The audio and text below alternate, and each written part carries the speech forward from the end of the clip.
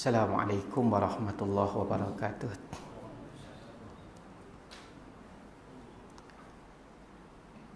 Alhamdulillahi rabbil alamin. Wa bihi nasta'in. Wassalatu wassalam ala Rasulillah wa ala alihi wa sahbihi wattabi'ina lahum bi ihsanin ila yaumiddin, amma ba'd. Subhanaka la ilma lana illa ma 'allamtana innaka antal alimul hakim. Rabbi shrah li sadri wa yassir li amri wahlul 'uqdatam min lisani yafqahu qawli. Qala Allah Ta'ala fil Qur'anil Karim, bismillahirrahmanirrahim. Allahul ladzi ja'ala lakumul arda qarara was samaa'a binaa'a wa sawwarakum fa ahsana suwarakum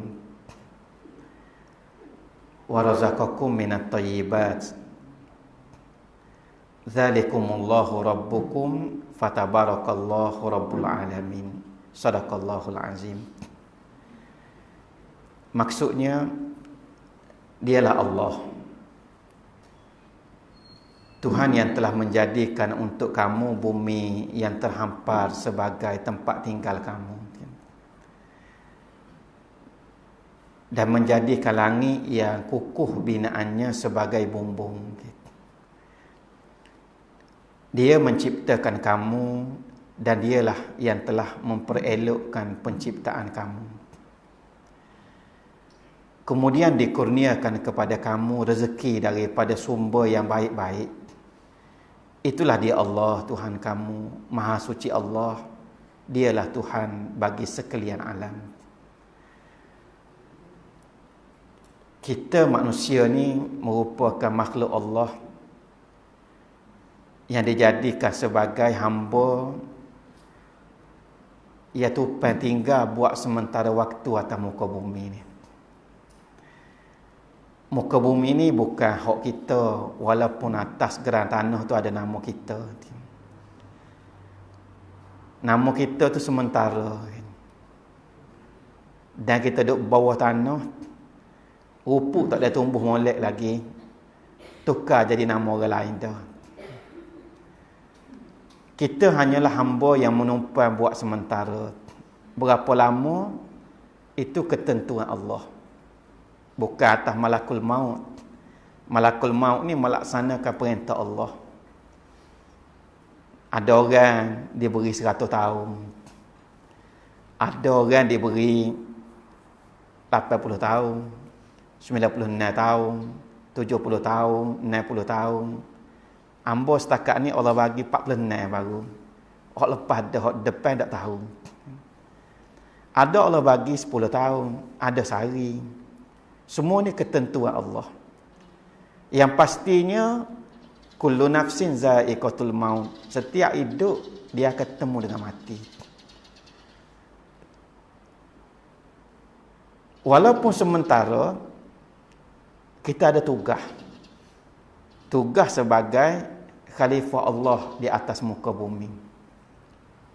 Dan Allah jadikan muka bumi ni sesuai sebagai tempat tinggal manusia. Planet lain tak sesuai, kan? Kalau kira planet dalam sistem yang ada ni, bumi bukan yang paling besar. Ada lagi yang paling besar, Marikh besar lagi. Tapi tak sesuai untuk manusia tinggal. Hak sesuainya bumi. Terhampar sesuai sebagai tempat tinggal manusia. Was-samaa'a binaa'a. Dan Allah tak biarkan kita duduk atas muka bumi ni tak ada rabung, tak ada bumbung. Dia jadikan langit sebagai bumbung, kukuh binaannya. Dialah yang telah menciptakan kita, manusia semua, dan dialah yang telah memperelokkan penciptaan kita.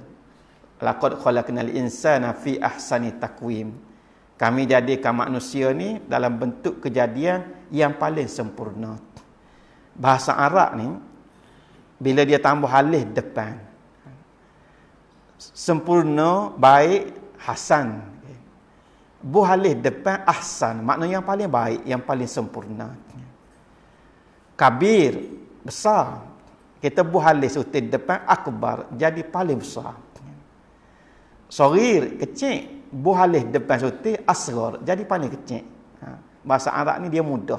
Tak perlu nak tulis dua perkataan, tambah sutil huruf dia dah berubah makna dia. Fi ahsani takwim, pada sebaik-baik kejadian duduk di kita manusia.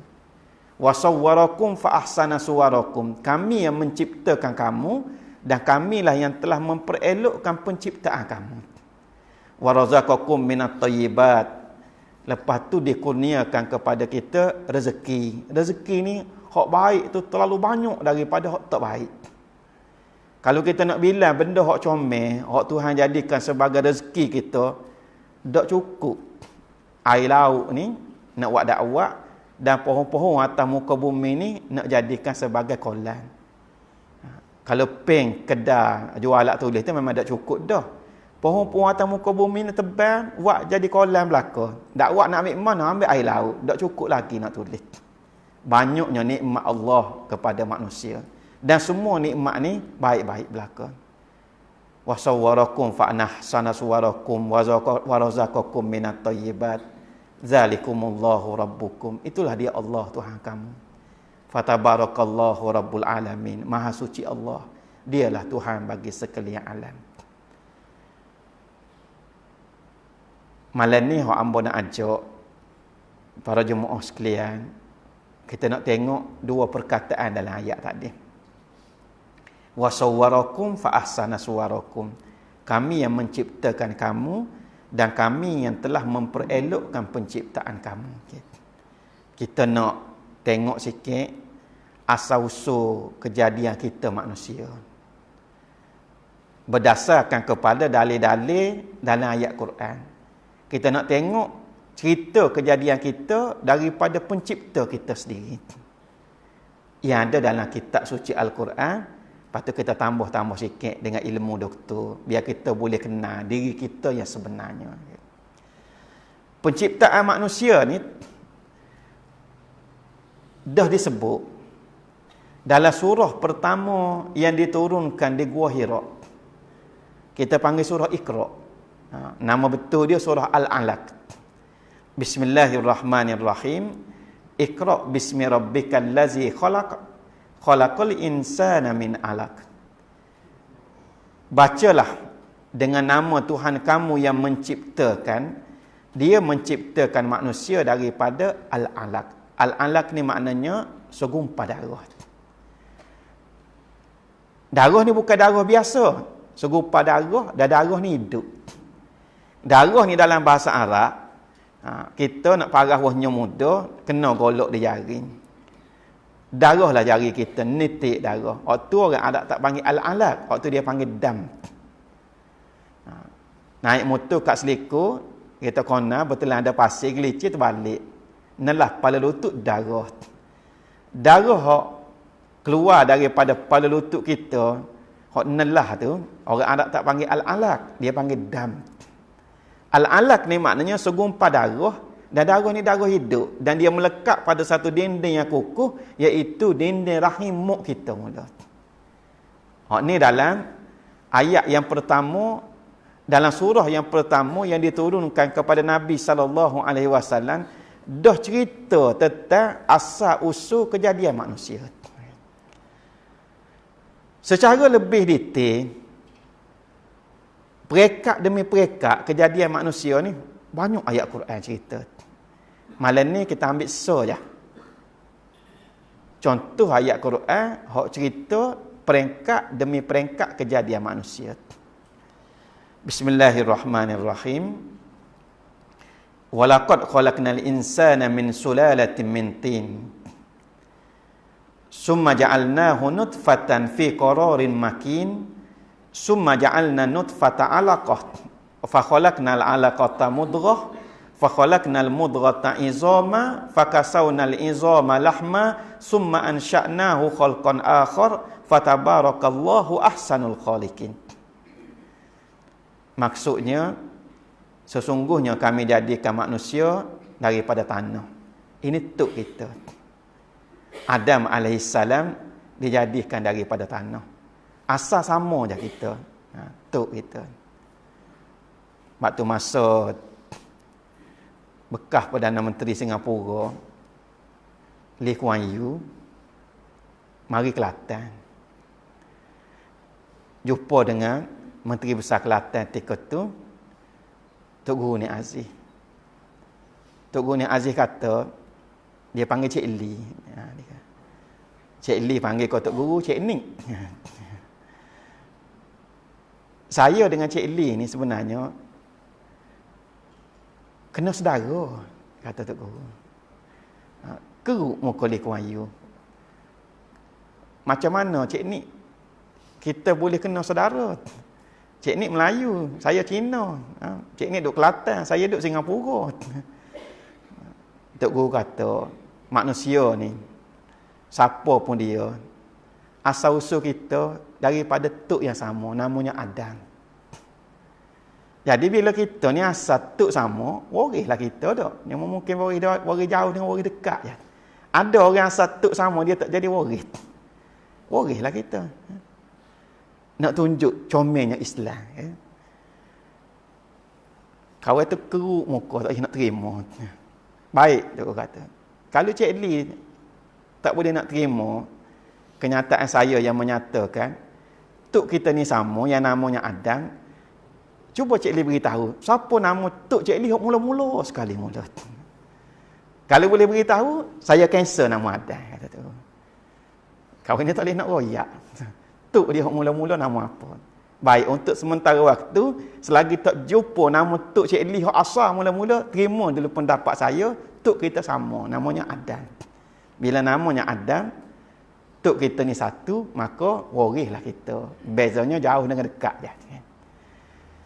Adam dijadikan daripada tanah.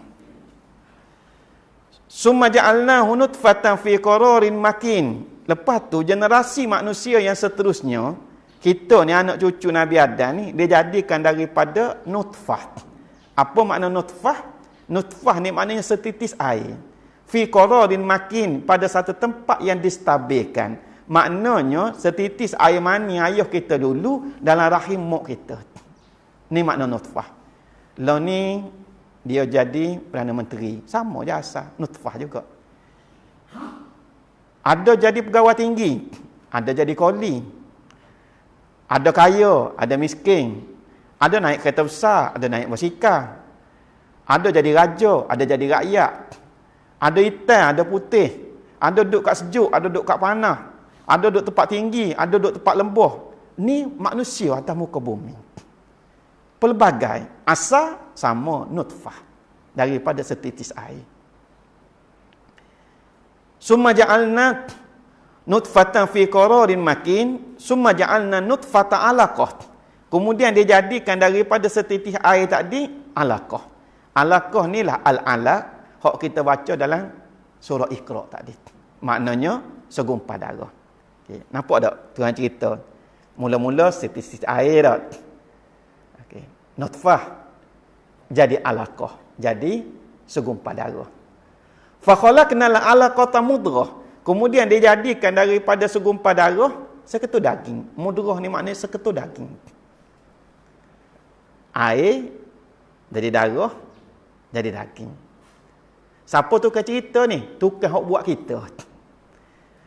Fa khalaqnal mudghata izama. Kemudian daripada seketul daging tadi jadi tulang. Izam ni tulang. Air, darah, daging, tulang.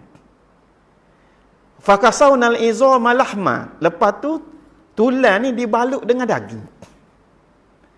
Apa makna tulang dibalut dengan daging? Sebab kita kan tulang duduk dalam, kan daging duduk luar kan. Jadi seolah-olah digambarkan daging ni baru tulang. Betul lah ayat ni. Dia jadi tak betul kalau sekiranya kita tulang duduk luar, daging duduk dalam. Hak ni kalau jumpa tengah malam, hak tulang duduk luar, daging duduk dalam, kita lari kan ni. Tapi kita ni tulang duduk dalam, daging duduk luar. Summa ansha'nahu khalqan akhar. Kemudian manusia dijadikan dalam rupa bentuk yang pelbagai. Rupa bentuk ni macam-macam. Kalau kita jalan ke serata dunia, kita ni biasalah juga pergi tengok negara orang, terutamanya tempat-tempat orang Islam yang susah. Pergi ke Sudan, pergi ke Afrika, pergi ke Mindanao, pergi tengok tempat-tempat, pergi ke China. Tengok tempat-tempat saudara Islam kita hak susah. Tengok kepelbagaian. Hak putih ada, hak kulit kekuningan ada, hak paling hitam sekali kita pernah jumpa orang Habsyah di satu kamp pelarian di sempadan Sudan. Nama Kasala kamp pelarian tu. Hitam orang Habsyah ni metalik dia, kilat hitam dia. Asal sama je. Dengan ratu cantik putih tu sama daripada nutfah. Kepelbagaian atas muka dunia ni ujian Allah. Ujian Allah. Asal-usul sama. Peringkat kejadian manusia. Baik. Secara lebih detail, Allah cerita proses kejadian kita ni dalam satu ayat lagi. Yakhluqukum fi butuni ummahatikum khalqan min ba'di khalqin fi zulumatin salas. Dialah yang telah menjadikan kamu dalam perut ibu kamu.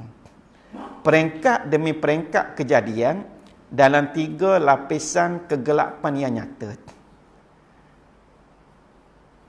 Ibnu Abbas radhiyallahu anhuma, sepupu Rasulullah, anak pok saudara Nabi Abbas bin Abdul Muttalib, seorang sahabat yang alim dalam ilmu Al-Quran. Allah beri kelebihan kepada Ibnu Abbas ni, dia boleh faham ayat-ayat Al-Quran lebih daripada orang lain. Ibnu Abbas kata, maksud ayat ni, yakhluqukum fi butuni ummahatikum, maknanya kita manusia ni, semua kita melalui satu fasa kehidupan dalam perut mak kita. Kecuali Adam dengan Hawa. Orang lain, semua lalu fasa kehidupan dalam perut mak belakang. Anak bulan betung tu dalam cerita Piramli dia ada. Dia tak wujud di alam nyata. Bulan betung dia beranak rebung, bukan orang. Kalau orang, mesti melalui fasa kehidupan dalam perut ibu. Fi butuni ummahatikum khalqan min ba'di khalqin fi zulumatin salas. Peringkat demi peringkat kejadian dalam 3 lapisan kegelapan yang nyata.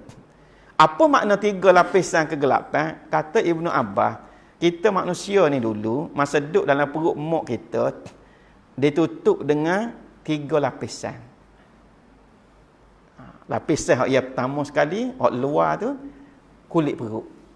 Selapis. Lepas tu lapisan yang kedua, ada dinding rahim. Rahim tempat kita duduk dulu, rahim mak kita tu, dia ada dinding dia. Lapisan yang ketiga, ada satu selaput yang menutup bayi. Biasa kita orang kampung panggil tembuni. Jadi 3 lah.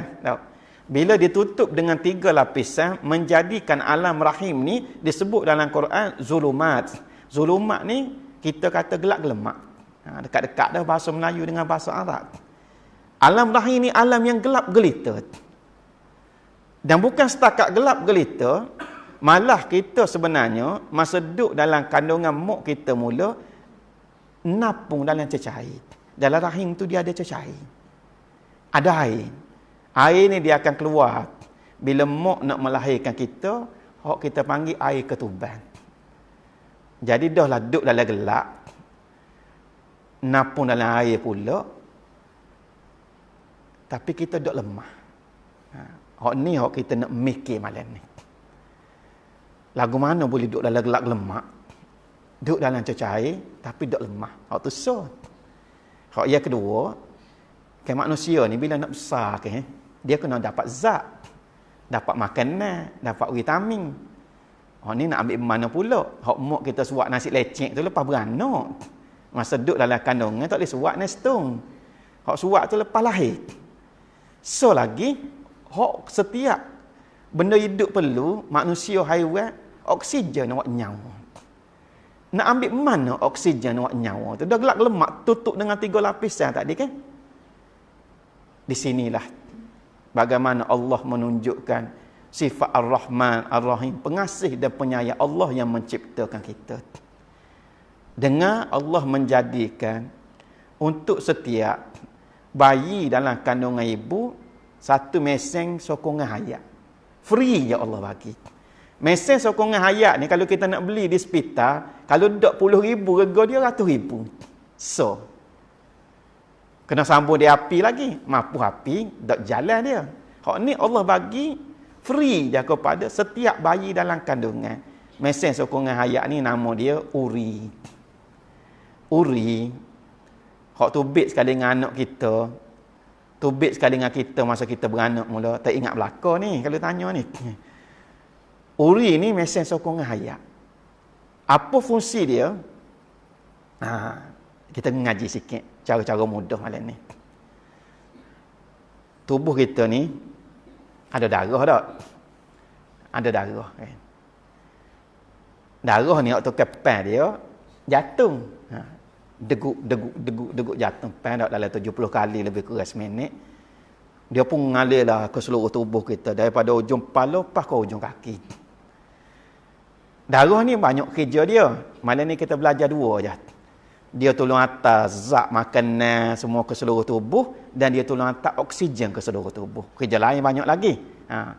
Malam ni kita belajar dua. Kerja darah antaranya tolong hantar zat makanan. Dia tak hantar makanan. Kalau kita makan roti canai, dia tak hantar roti canai. Dia ambil zat daripada roti canai tu. Hantar ke seluruh tubuh kita. Bagi kita orang lelaki, selama-lamanya jak daripada lahir, pas ke mati, fungsi darah ni hanyalah untuk tubuh kita saja. Bagi mak kita, bagi orang puan kita, bila dia mengandung, beban bertambah. Sebab sebahagian daripada darah ni akan dialirkan simpan dalam uri tadi.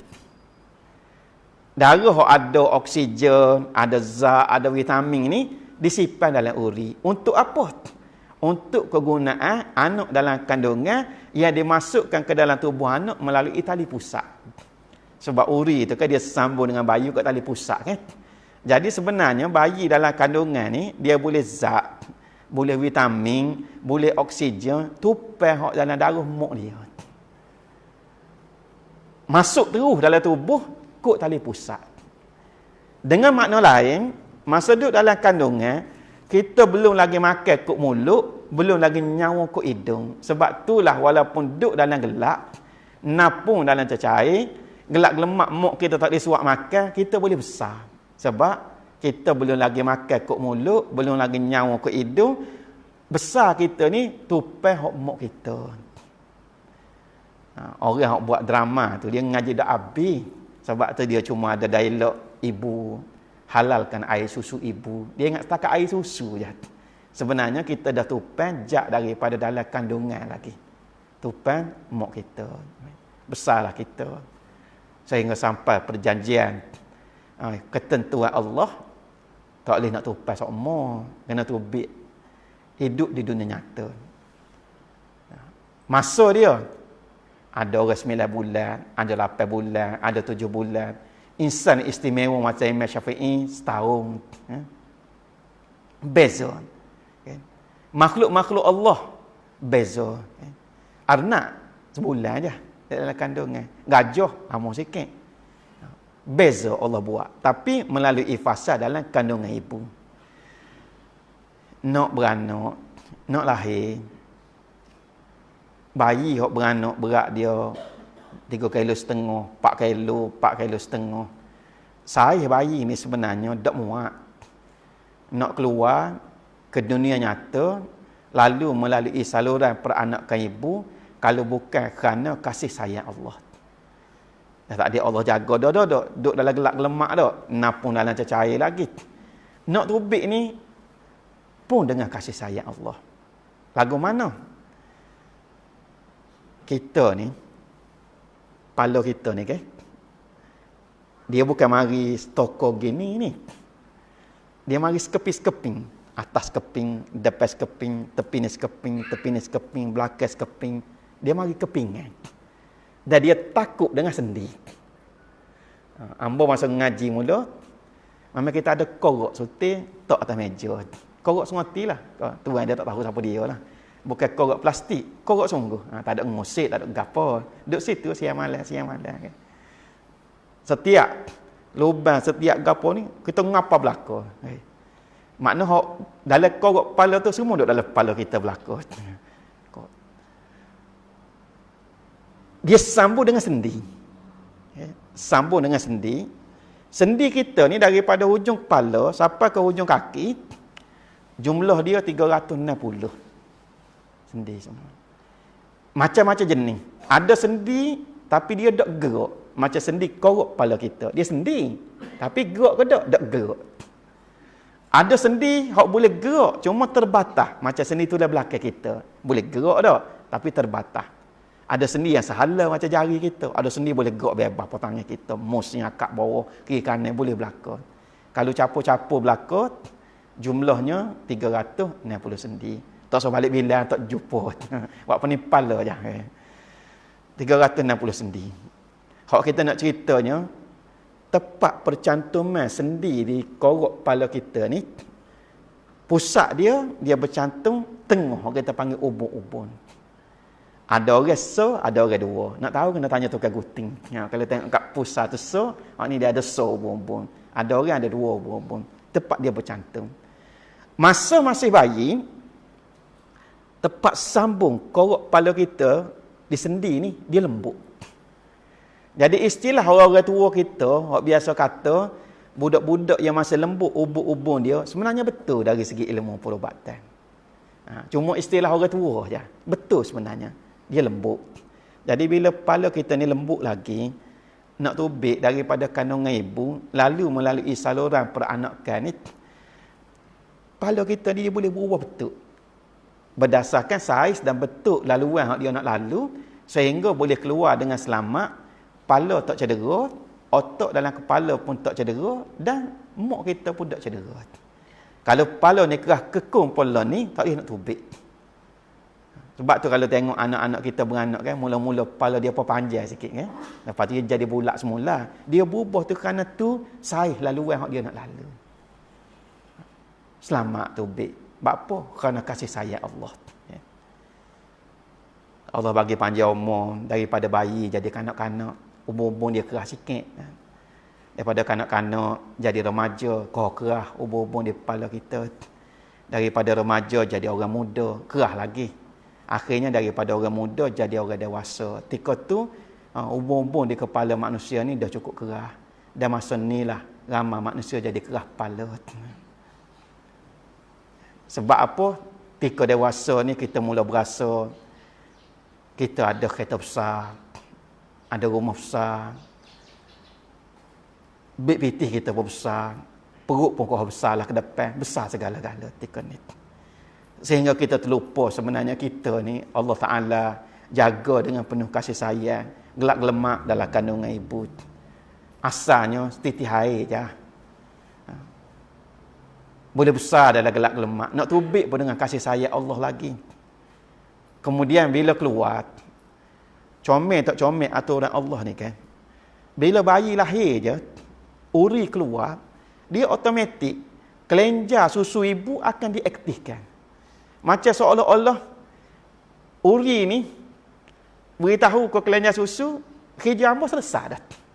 Sekarang ni pindah kerja kepada kelenjar susu untuk mengeluarkan susu. Supaya hamba Allah, orang baru beranak ni, tak lapar. Dan kandungan susu ibu ni sebenarnya, Allah Ta'ala buat, dalam masa 2 tahun, seorang kanak-kanak, dia tak perlu makan gapo satu. Dia boleh cukup dengan susu ibu saja. Cuma kita je kita mau nestung lah, nasi lecek lah, sekuk lah, macam-macam. Allah Ta'ala buat cukup dah. Orang Arab memang susu ibu sungguh dia bagi. 2 tahun. Tempoh bagi menyusu tu 2 tahun. Sebab tu dia ada hukum kanak-kanak yang hanya minum air susu ibu saja, apa hukum air kecing dia? Ada dalam kaedah taharah. Cukup. Hebatnya Allah Ta'ala buat. Okay. Dan kita duduk atas muka bumi.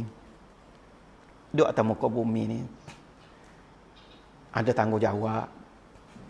Sebab tu Imam Asy-Syafi'i Al-Banna kata, manusia ni jahil setara mana sekalipun masih boleh dimaafkan. Dengan syarat jangan jahil tentang 3 hakikat. Yang pertama, kita ni asal-usul kita. Yang kedua, duduk atas muka bumi, apa tugas dan tanggungjawab.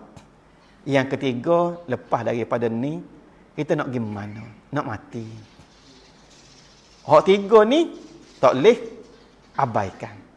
Kalau kita abai, kita tak akan kenal diri kita sendiri. Bila kita tak kenal diri kita sendiri, kita tak akan kenal Tuhan kita. Bila tak kenal Tuhan kita, tak ada apa-apa lah. Sangat malang kalau kita hidup makan rezeki Allah, nyawa dengan oksigen Allah, jalan atas muka bumi Allah, Allah jaga kita dengan penuh kasih sayang. Kesudahan kita tak kenal siapa yang beri semua ni. Sangat malang. Bila kita kenal diri kita, automatik kita akan kenal Tuhan kita. Bila kita kenal Tuhan kita, kita akan tahu apa tanggungjawab kita. Hak hidup atas dunia ni, ujian dia macam-macam. Kesudahan sama. Kesudahan sama. Mati, semua orang percaya.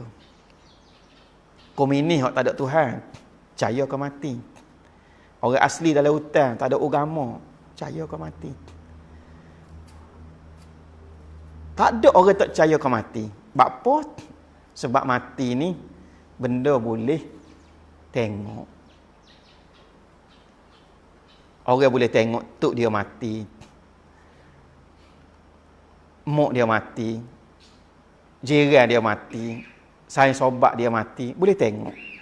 Yang membezakan kita dengan orang lain ialah kita percaya ada kehidupan selepas mati. Hak ni yang membezakan kita. Bila kita kata ada kehidupan selepas mati, sebab itulah istilahnya manusia ni, bila siapa umur dia panggil mukallaf. Mukallaf ni daripada taklif. Taklif ni pertanggungjawaban. Mukallaf ni orang yang memikul tanggungjawab. Memikul tanggungjawab, tanggungjawab ni dia mari daripada 2 perkataan. Yang pertama tanggung, yang kedua jawab. Dengan makna kita tanggung atas dunia ni, sama ada kita kena jawab atas dunia ataupun jawab depan Tuhan esok. Wajib kena jawab. Hak ni makna tanggungjawab. Dan kita semua ada atas sejid malam ni, semua mukallaf belaka dah. Semua dibebankan dengan tanggungjawab. Bila tanggungjawab, kita tanggung, esok kena jawab. Sebab itulah, kalau kita kata orang yang bijak, nak buat suatu perkara, ambo nak buat satu perkara, memikir 3 kali. Orang ni kata, tak cukup lagi dah memikir 3 kali. Ambo 5 kali mikir. Orang ni kata, 5 kali pun tak cukup lagi. Kita 10 kali mikir nak buat satu perkara. Kalau bagi ambo, sekali cukup dah. Tapi dengan syarat, kita mikir, buat suatu benda yang kita nak buat ni, lepas dak sikit lagi nak jawab depan Tuhan. Walaupun kita sekali mikir. Kalau kita mikir 5 kali pun nak buat satu perkara, tapi tak mikir sampai pada hakikat, nak jawab depan Tuhan esok, tak bijak lagi. 10 kali pun tak bijak. Sekali dah cukup bijak kalau kita mikir, buat atas dunia ni, lepas dak depan Tuhan esok. Sebab ni kehidupan yang hakikatnya, semua orang akan menuju kepada kematian. Tak ada sorabut orang tu kat langit. Dalam Don Jabi, dulu kita tak tahulah. Don Jabi setakat kita musim-musim ni, jumpa lah ni yang paling tua, yang masih hidup, dalam kad kenalan, beranak tahun 23. Yang masih hidup. Maknanya 100, dekat-dekat dengan 100 lah tak. Hak tu hak paling tua kita jumpa. Walaupun 100, banyak dah Tuhan tarik go tu, tarik go ni. Beri kepada kita untuk satu peringkat, lepas tu tarik slow. 100 tahun kita hidup atas dunia ni, kalau Allah bagi panjang umur, sikat sangat berbanding dengan kehidupan negeri akhirat. Sebab di negeri akhirat, sehari di akhirat sama 1000 tahun kehidupan dunia. Jadi kalau kita buat sesuatu, kita nikmatilah dalam kehidupan dunia ni 20-30 tahun. Sikit sangat banding dengan hak kita nak jawab depan Tuhan esok. Cara mikir lagu ni cara mikir orang bijak. Cara mikir orang bijak. Sebab itulah Allah sebut, Wa wasaynal insana biwalidayhi hamalathu ummuhu wahnan ala wahnin wa fisaluhu fi amain anishkurli wa liwalidayka ilayyal masir. Dan Tuhan kamu telah berwasiat kepada kamu supaya berbuat baik kepada kedua ibu bapa. Ibu telah mengandungkan kamu dengan menanggung kelemahan dan kesukaran. Kemudian melahirkan kamu, kemudian bagi susu.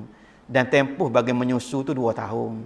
Maka bersyukurlah kepadaku dan berterima kasihlah kepada kedua ibu bapamu. Sesungguhnya kepadaku kelak kamu akan kembali. Ada 2 perkataan sini. Ilayyal masir. Wahai hamba-Ku, kamu akan balik kepada aku. Kalau kita nak buat gapo-gapo, ingat 2 perkataan ni. Kita akan balik kepada Allah. Kita akan jadi orang bijak. Dan kita klik kepada Allah. Ada sekali kita pergi Kuala Lumpur, duk basuh kereta. Marilah. Seorang. Kereta tak ada lah di besuk kita ni, memang tak ada lah model kereta tu. Dia panggil Hummer kereta tu. Rega dia kita cari-cari dalam internet dalam 780,000. Tak mahal mana untuk orang ada PT. Untuk kita, memang kita tak mikir nak beli dah. Mari masuk. Adik mari duduk tu. Kita tegur, besar kereta abang dia kata. Rupanya orang Kelantan. Dia kata besar pun bukan boleh masuk dalam kubur dia kata. Hak tu hak besar. Hama ni besar lah dak. Kacil pun tak boleh masuk dalam kubur, kecil. Tengok dulu ada seorang saudara kita di satu kampung di Jambi. Dia kerja jual pisang. Dia tak dak. Di kampung di Jambi. Kayuh taksi dia. Dia tak pernah ada motor, tak pernah ada kereta. Kerja dia kayuh taksi dia, gratis taksi, jual pisang. Beli pisang ke rumah orang. Kalau beli dia tebas diri, dia tak harap tuan rumah tebas. Ada cara dia tebas. Tak sewi buah pisang dia jatuh tanah apa. Tapi sejik ada sokmo dia. Ada sokmo, okay? Meninggallah beberapa tahun lepas. Kita pergi semayang jenazah. Dia ni dalam hidup dia setakat yang kita kenal, dia tak pernah ada motor, tak pernah ada kereta. Taksi tu lah dia. Minyak naik ke minyak turun, tak penting bagi dia. Dia pun tak aja pergi stesen minyak dah. Dia kayuh taksi dia tu je. Pas semayang jenazah tu, usul turun daripada rumah. Kepala yang tengok taksi, nama Pak No, dia panggil Pak No pisang, mulah ni. Ya. Taksi dia ni ada di tepi rumah. Dia orang usaha pergi kubur.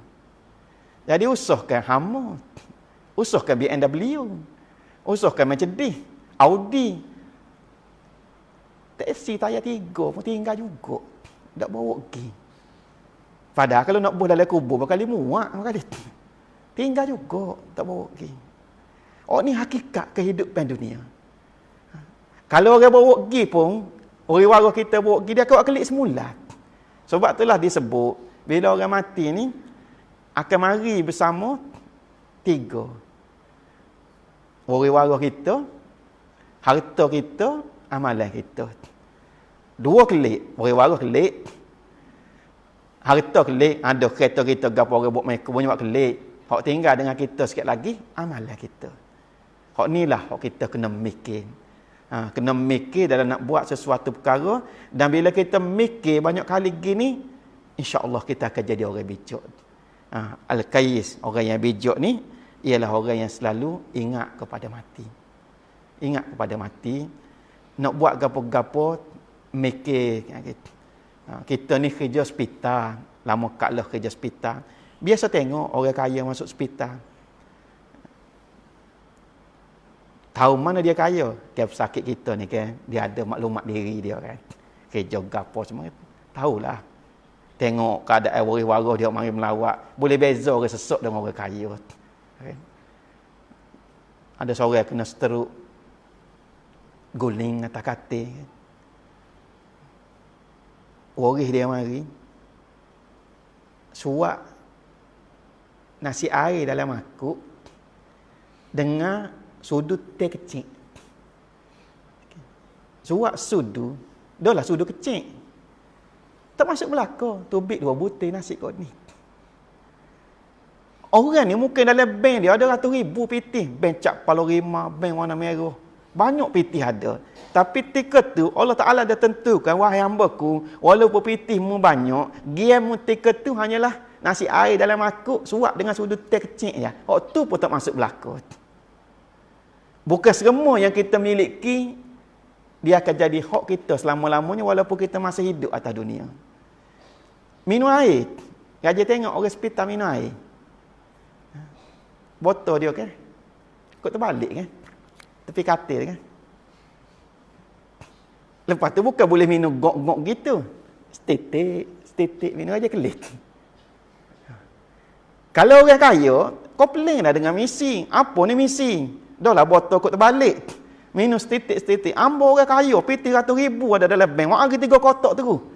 Rasa misi tak buri. Silap-silapnya tu kau wak. Gila tak wak lain. Wak orang-orang tak apa betul. Tak buri. Maknanya atas dunia ni ada limit. Ada keterbatasan. Walaupun kita memiliki. Hak tu baru atas dunia. Kira tu boleh kelih lagi. Cuma nak untuk kita tak ada dah. Hak kita dah tak mampu nikmati. Orang hak sesok, tak berapa ada piti. Jap pagi, pas tengah hari, duduk tengah baru, makan nasi 3 pinggan lalu, nikmat Allah bagi ke dia. Orang kaya banyak piti, nasi air dengan sudu kecil pun tak boleh masuk belaka. Allah Ta'ala tentukan. Jadi, bila kita mikir tentang hakikat-hakikat gini, kita akan jadi hamba yang sangat berpada-pada. Orang panggil doa. Sebab tebang kita berdoa pun, dia tak ke mana juga. Berpada-pada. Ada limit kita atas dunia ni, sebab kita kena mikir banyak perkara. Bukan mikir sekara je, kita kena mikir banyak perkara. Bapa mikir banyak perkara, esok kita nak kelik. Kalau kita pakai dok kelik, tak apa. Bila kita nak kelik, benda yang kita percaya, lepas kelik ni, ada kehidupan lagi. Dan kehidupan ni kita kena jawab atas apa yang kita tanggung di atas dunia ni. Jadi bila kita mikir panjang, insya-Allah selamat kita dalam kehidupan dunia, insya-Allah kita juga akan selamat dalam kehidupan negeri akhirat. Kita pakat-pakat nak selamat. Nak selamat belaka. Sebab tu kalau baca doa, jangan baca doa kalau kita seorang. Baca untuk belaka. Baca untuk kami. Baca untuk orang-orang Islam. Baca untuk saudara-saudara kita. Tak usah bimbang lah. Syurga luah muak. Tak usah bimbang. Jangan kita mikir nak selamat kita seorang. Doalah untuk jemaah. Marilah pakat semaya jemaah ramai-ramai. Ada majlis-majlis ilmu di rumah Allah. Kita pakat mari ramai-ramai. Ada ustaz mengajar untuk nak baiki diri kita, baiki amal ibadat kita, baiki kehidupan kita. Kita pakat mari ramai-ramai. Sebab kita nak suruh comel belaka. Nak suruh comel biar kita hidup dalam masyarakat dalam keadaan diredai Allah. Bila Allah redha, keberkatan turun, banyak perkara kita akan tengok. Wa may yattaqillaha yaj'al lahu makhraja wa yarzuqhu min haitsu la yahtasib. Siapa yang bertakwa kepada Allah, antaranya Allah janji, kami sediakan bagi dia jalan keluar daripada kesulitan, dan kami akan kurniakan rezeki daripada sumber yang tidak disangka-sangka. Kita letak perhambaan, ketakwaan kita pada Allah tepat tinggi. Kita hidup, buat kerja buat kita macam biasa, cari rezeki, cari apa, hidup comel-comel dalam masyarakat, biar masyarakat kita comel dan berkat, dan insya-Allah bila berkat kita akan tengok beza dia. Sebab apa? Rezeki kita, semua kita makan ni, dia mari daripada Ar-Razzaq, Allah yang Maha memberi rezeki. Hak bahagian kita usaha je, hak tu kan beri Tuhan. Kita minta dengan yang Maha pemberi rezeki. Minta bukan minta saja, minta sambil usaha. Hak jenis minta saja ni Sayyidina Umar pun marah. Sayyidina Umar ni antara khalifah yang sangat marah pada rakyat dia, hak malah. Pagi-pagi Sayyidina Umar akan ronda. Antara tempat dia masuk spot check dalam masjid. Satu hari Sayyidina Umar masuk dalam masjid, dia tengok sekumpulan anak muda hak segar-sihat, segar megah gagah duduk dalam masjid. Waktu orang lain patut pergi kerja. Sayyidina Umar tanya, malakum, bapa kamu semua ni? Anak muda tu jawab, kami adalah ahli ibadat ya Amirul Mukminin. Kami ni ahli ibadat.